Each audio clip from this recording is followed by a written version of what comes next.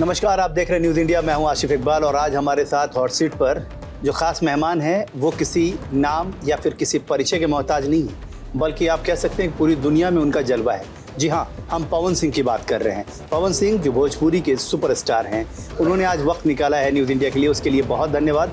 पवन जी, आपका बहुत धन्यवाद जो आपने वक्त निकाला हमारे लिए, और वो भी कि आपको पूरी दुनिया प्यार करती है। आज आप पूरे वर्ल्ड के 16 करोड़ लोगों की एक विशुद्ध जवान हैं आप, क्योंकि वहाँ तमाम लोग आपको प्यार करते हैं, आपको इज़्ज़त देते हैं, आपको एहतराम करते हैं। मैं पूरी दुनिया में 16 करोड़ जो भोजपुरी वासी हैं, मैं उनकी बात कर रहा हूँ। अब आप अगर पीछे अपने संघर्षों को याद करते हैं पवन जी, तो कैसा लगता है? पूरी दुनिया अपने बेटा, अपने भाई को सम्मान मिलता है, प्यार मिलता है, दुलार मिलता है, आशीर्वाद मिलता है, तो ये एक कलाकार के लिए सौभाग्य की बात है। रही बात कि पिछले जीवन को हम याद करते हैं, बिल्कुल करते हैं। और याद क्या करना है सर, याद तो जिंदगी भर करना है, संघर्ष जीवन भर करना है, और जिंदगी भर अपने ऑडियंस का दुलार चाहिए और हमेशा अपने ऑडियंस का प्यार चाहिए। आपने बहुत सारे रिकॉर्ड बनाए हुए हैं, मतलब भोजपुरी इंडस्ट्री में मुझे लगता है कि आपसे ज़्यादा किसी के नाम रिकॉर्ड नहीं होगा। अभी भी लगता है कि कोई ऐसा रिकॉर्ड है जो आपको तोड़ना है का खुद का? बस एक कलाकार के नाते सर, बस हम इतना ही बोलेंगे कि मेहनत करना है, दिन पर दिन पब्लिक का प्यार, आशीर्वाद, दुलार बढ़ते जाए, यही कामना है। और रिकॉर्ड तो कभी उसका रिकॉर्ड टूटा, कभी उसका रिकॉर्ड टूटा, कभी आज कोई रिकॉर्ड टूटा, कभी कल कोई रिकॉर्ड टूटेगा। रिकॉर्ड टूटते रहेगा सर, बस अपने जो हमारे ऑडियंस भगवान है उनका बिल्कुल वो बरस रहा है, वो तो दिख रहा है। आपने तो भोजपुरी के साथ साथ जब हिंदी सॉन्ग आपने प्ले किया था, जब आपने गाया था, वो बड़ा ही डिफरेंट सा मोड था। कैसे ख्याल आया कि आपको हिंदी में भी सॉन्ग रिमिक्स करना है या हिंदी में भी गाना है? क्योंकि भोजपुरी में तो आपने बहुत सारे शतक लगा चुके थे आप, फिर हिंदी की तरफ कैसे मुखातिब हुए वो? सर, जीवन में हर इंसान चाहता है कि हम जिस लाइन में हैं आगे बढ़ें, कुछ अलग करें। वैसे देखिए, मैं कहीं भी बैठता हूँ, कहीं भी सम्मान मिलता है, कहीं भी प्यार मिलता है, तो ये हमारे भोजपुरी का देन है। भोजपुरी मेरी माँ है, तो मेरे लिए भोजपुरी से बड़ा कुछ इस जीवन में हो ही नहीं सकता। तो माँ है, उससे बड़ा आदमी सपने में भी कभी कोई कुछ सोच नहीं सकता। बट हर कलाकार चाहता है कि मैं जीवन में आगे बढ़ूं, कुछ डिफरेंट करूं, कुछ अलग करूं। और हमेशा से मेरी चाह ये रहती है कि मैं कुछ नया करूं। और जब भी हम नया करते हैं, हमारे ऑडियंस का प्यार मिलता है, आशीर्वाद भर भर के मिलता है, तो काफी भोजपुरी के लिए और क्या क्या करने की जरूरत लगती है पवन जी? आपको लगता है कि भोजपुरी को और बेहतर और लोगों तक पहुंचा सके और जन जन की आवाज़ हो सके? क्योंकि पूरी दुनिया में 16 करोड़ लोग बोलने वाले हैं, कई सारी कंट्री में ये सेकंड भाषा है, हिंदुस्तान में भी बेहद प्यार मिलता है, तो इसके लिए कुछ सोचा है आपने कि इसको और आगे कैसे लेके जाएं आप? तो मेरा ये कोशिश, जैसे आप बात कर रहे हैं, आप भी देख रहे होंगे कभी, या भोले भटके कभी पवन को सुन लेते होंगे, तो ये मेरी चाह हमेशा से रहती है कि मैं ऐसा कुछ करूं कि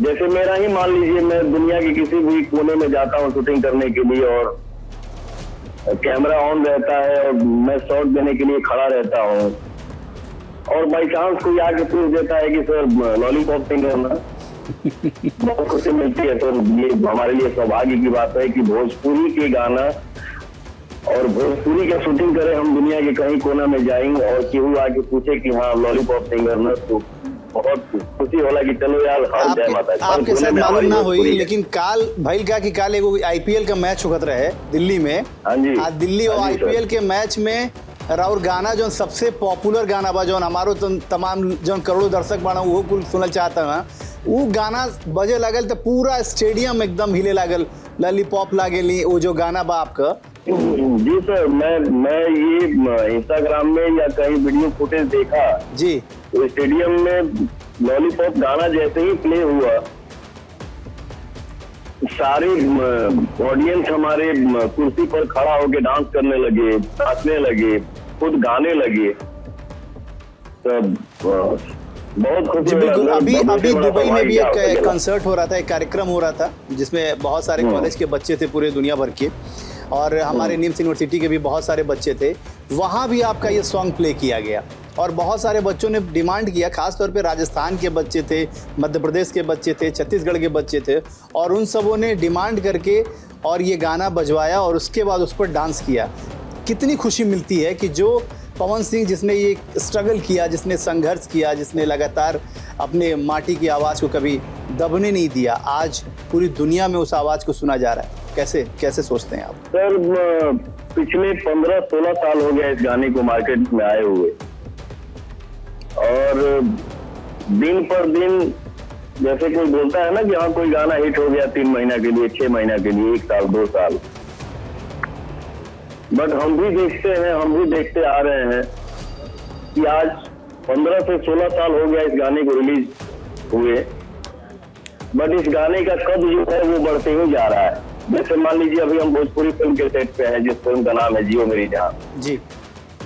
कोई भी फीमेल एक्ट्रेस आती है, बातचीत होने लगती है, तो मेरा डायरेक्टर भी बताने लगता है कि भाई मैंने कोई परिचय नहीं दिया, ये भोजपुरी से नहीं है, अदर लैंग्वेज से है, बट मैंने सिर्फ ये बोला कि आपको उनके साथ काम करना है जो हमारे गाना गाए हैं ना, लॉलीपॉप लागे ली।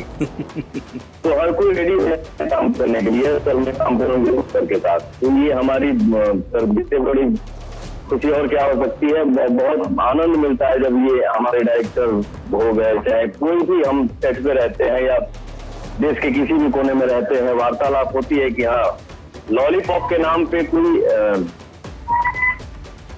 ऐसा नहीं मिला जो मतलब काम करने की खुशी ना हो पवन सिंह के साथ। ये सौभाग्य तो नहीं है सर। बिल्कुल, एकदम आपने सही कहा कि ये सौभाग्य सबको नहीं मिलता है, क्योंकि सौभाग्य के लिए बहुत मेहनत करनी पड़ती है, बहुत जतन करने पड़ते हैं, बड़े सारे उसके पीछे कहानियाँ होती हैं। और हमने सुना है आरा की कैसे पगडंडियाँ झेलते हुए और कितनी स्ट्रगल करते हुए आप आगे बढ़े।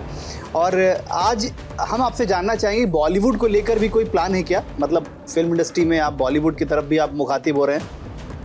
सर मुझे लगता है आपको भी मेरे बारे में अच्छा खासा जानकारी है जी। मैंने जीवन सर अपना पैदल से शुरू किया है अपने चाचा जी के साथ। हमारे चाचा ही हमारे गुरु हैं, जिनका नाम है श्री अजीत सिंह जी। इंसान के रूप में मेरे लिए भगवान है।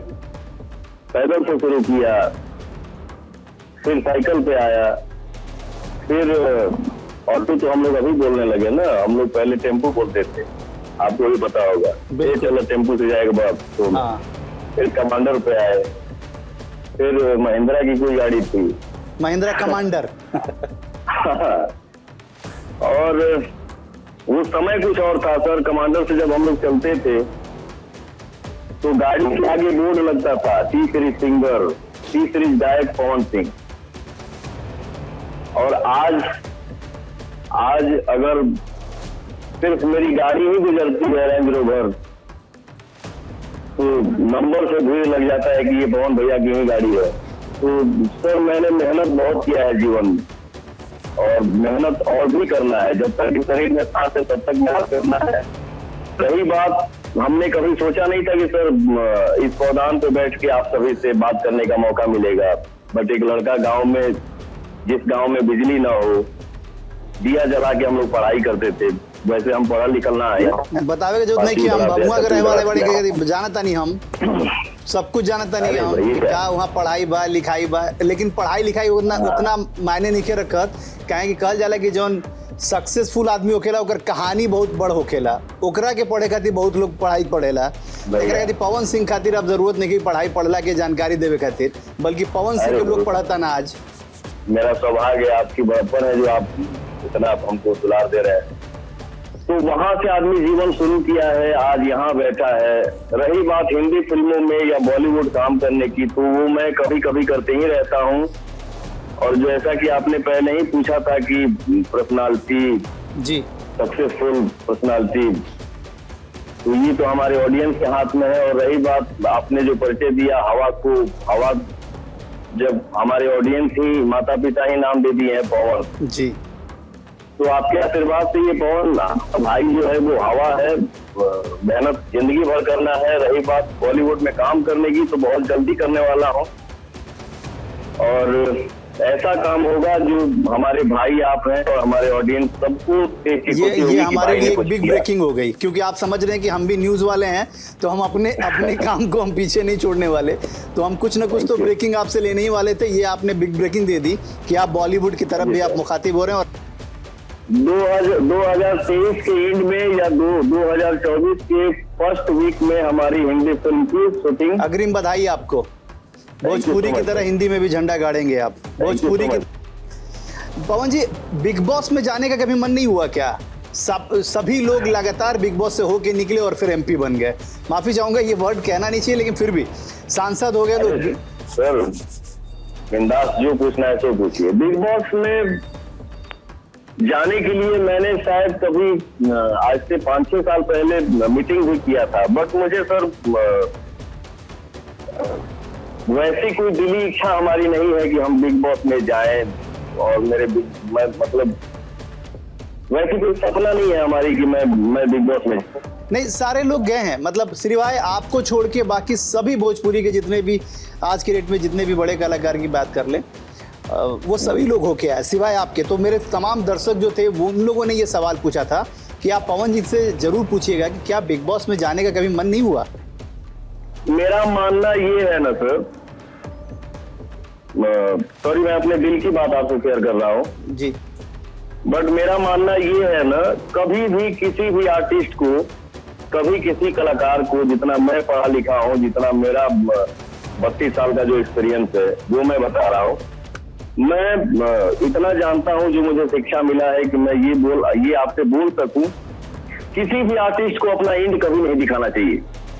जैसे मान लीजिए हम गाना गाते हैं जी, कोई भी गाना, लॉलीपॉप ही गाना हो गया, अरे तू लगावे जब लिपस्टिक, तो ये मैं जब गाना स्टेज में तो ऑडियंस सुना तो ऑडियंस ये भाप सकता है कि मेरा आर्टिस्ट में सिंगिंग से भी आगे जा सकता है।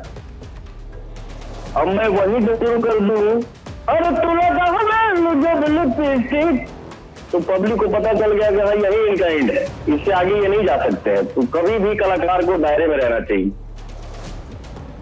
बेशक। अब बिग बॉस में हम जाएं, अब वो बरस का नहीं तका बोली, कभी मुंह से नीमन निकलो, कभी बाहर निकलो, कभी दमते उठ गए, चाहे कुछ भी उठ गए, चाहे नीमन बाहर कुछ मुंह से निकलिए गई। नहीं भैया, अपना इज्जत अपने हाथ में है। ये बात खुश रहे, मस्त रहे। मेरी कोई सपना नहीं है कि मैं बिग बॉस में जाऊं, अपना परिचय। बिल्कुल आप सही कह रहे हैं। किसी अब कम से कम ये बात बहुत दावे से और बहुत सही बात आपने कहा कि अब कोई परिचय का मोहताज नहीं है। आप किसी परिचय के लिए आपको ये बताना पड़े कि पवन सिंह, बल्कि अब तो पवन सिंह मतलब भोजपुरी इंडस्ट्री, और अब तो हम लोग ये दावे से कह सकते हैं कि फिल्म इंडस्ट्री में भी, क्योंकि आपने होली पर जितने भी हिंदी सॉन्ग लेकर आ पाए वो सब सुपर डुपर हिट रहा। बिल्कुल सर, हम जौने माटी में जन्म ले बनी, जहाँ से हमारा जन्म है, जौने भाषा से हमार परिचय मिलल, हमार परिचय भइल, दुनिया में नाम भइल, तो हम ये चाहब कि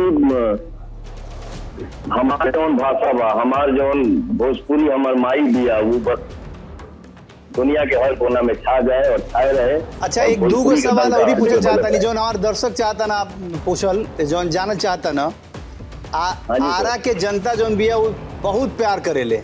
आरा पहुंची ना कि आरा में गाड़ी के नंबर कुल चौक चौराहा पर बा, गाड़ी के सबकरा पास नंबर बा। आरा में ऐसा बा कुछ काम की जौन करे के बा, जौन आरा के जनता खातिर? जब से आदमी एयरलाइन में बा, ऑडियंस के दुलार प्यार आशीर्वाद हमके यहाँ बैठौले बा, तो रास्ता चलते हुए या हम अपने गांव में जाएं, या जिस सेट पे शूटिंग करते हैं, या मुंबई में हम शूटिंग करते हैं, या कोई भी जिस तरीके से मिलता है कि भाई बाबू ये बेटा, तो आदमी हमेशा कोशिश करता है कि जो मेरे पास बैठे या मैं कहीं जाके किसी से मिलूं तो वो दुखी होके वापस न लौटे। सब कुछ आशीर्वाद दे हमारे लिए। देखिए, मेरा सिर्फ जीवन का यही लक्ष्य है कि मैं कहीं भी बैठूं, मेरे से बड़ा कोई भी मिले, मेरे बराबरी का मिले, मेरे से कोई छोटा मिले, बस मैं ऐसा करूं कि मुझे दुआ मिले। मेरे पास पैसा नहीं है, बस दुआ की संपत्ति है कि मैं सीना चौड़ा करके हमेशा खड़ा रहता हूं और बैठा रहता हूं और हर जगह दहाड़ते रहता हूं। बिल्कुल बिल्कुल, आप सही कह रहे हैं। एक सवाल आपसे पूछना चाह रहा हूं, क्योंकि बिहार से हैं आप, बिहार को समझते हैं, जानते हैं, और हाल में आप जब बीजेपी के प्रभारी से आपकी मुलाकात हुई, तब उसके बाद से लगातार ये कुछ बातें सुनने को मिल रही हैं, बातें लोग पूछ रहे हैं कि क्या एक्टिव पॉलिटिक्स में फिर से आप एक्टिव होने वाले हैं? भैया, देखिए, हम बीजेपी के कार्यकर्ता हैं, एक छोटा सा, एक नया सिपाही। पार्टी से आदमी जुड़ल बा तो जाहिर सी बात, मान लीजिए हम दिल्ली गए या नागपुर गए या मुंबई गए, तो हमेशा आदमी दिल से चाहता है कि हाँ, हर जगह आदमी मिल ले, आशीर्वाद ले ले। तो मैंने सिर्फ एक शिष्टाचार मुलाकात किया। हाँ, बाकी जब ऊपर से आदेश हुई, वो आदेश के पालन करिए। बिल्कुल, आप एकदम सही कह रहे हैं। देखिए, आप पॉलिटिशियन नहीं, इसलिए बहुत घुमा फिरा के बात करने में आपको यकीन नहीं है, इसलिए आपने सीधे और स्पष्ट तौर पे कह दिया कि आप गए थे और वहाँ आपकी मुलाकात हुई थी, और मुलाकात एक औपचारिक मुलाकात थी। लेकिन आप ये भी कह रहे हैं कि अगर आदेश होता है, अगर पार्टी कहती है, तो आप ये जिम्मेदारी निभाएंगे 2024 में? बिल्कुल सर, निभाएंगे, क्यों नहीं निभाएंगे। ऊपर से आदेश मिले, हम आज्ञा का पालन करेंगे। हमारे ऑडियंस ने मुझे गायक बनाया, हमारे ऑडियंस ने मुझे गायक से नायक बना दिया। आगे जो मुझे बनना है हमारे। बिल्कुल, आप आकांक्षा दुबे के घर भी गए थे, जो अभी हाल का इशू है और बहुत बड़ा इशू है ये, तो आपको लगता है कि वो जस्टिस होना चाहिए, या जिस तरह के सवाल खड़े हो रहे हैं उन सवालों के जवाब मिलने चाहिए? भोजपुरी इंडस्ट्री को लेके इस तरह के बड़े तरह के सवाल है, और आपने हर बार बहुत मुखर होकर तमाम सवालों के जवाब दिए हैं। आप, ऐसा कोई इशू नहीं होगा जहां हमने कभी आपको पीछे देखा हो। इसीलिए हम जब बात कर रहे हैं तो हम उसी पवन सिंह से बात कर रहे हैं जो बेबाक बेलौस बात करने के लिए माने जाते हैं। आकांक्षा दुबे पर कुछ कहना चाहेंगे?